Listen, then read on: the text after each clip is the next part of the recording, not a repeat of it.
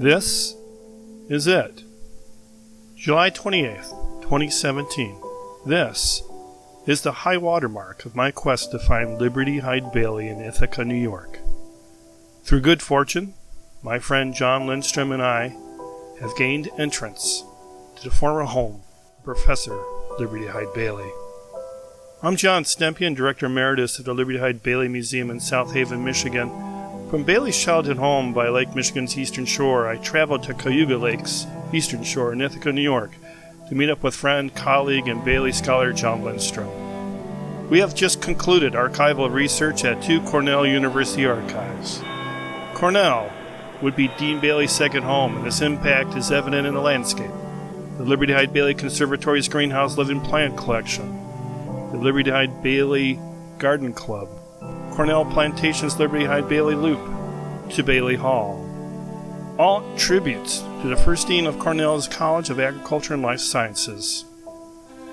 However, John and I are tracing Bailey's historical footsteps. His beginnings in Morrell Hall,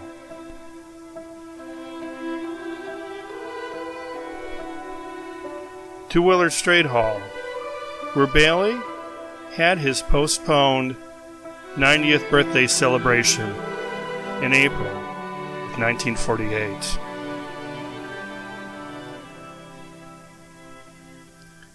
Here is our ultimate destination of the day, his home. Its namesake is Sage Place, referencing to Cornell's third founder, Henry Sage, who built this 19th century Queen Anne house. Bailey, after Sage's death, purchased a Holmes carriage house with attached greenhouses and a lot reconstructed his own home.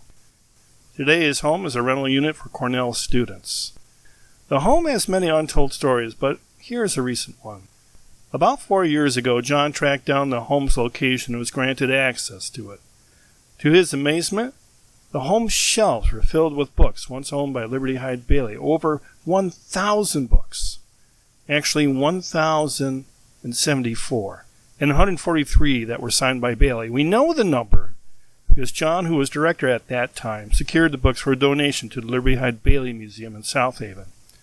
It is perhaps the museum's most important donated acquisition, aside from the home itself. So a lot of Bailey's personal library was left on the shelves of the house. Everything that wasn't like a horticultural or botanical science text, all of that went to the Bailey Hortorium where we were this morning. But everything that was philosophy, poetry, politics, anything like that, fiction, that was all left on the shelves.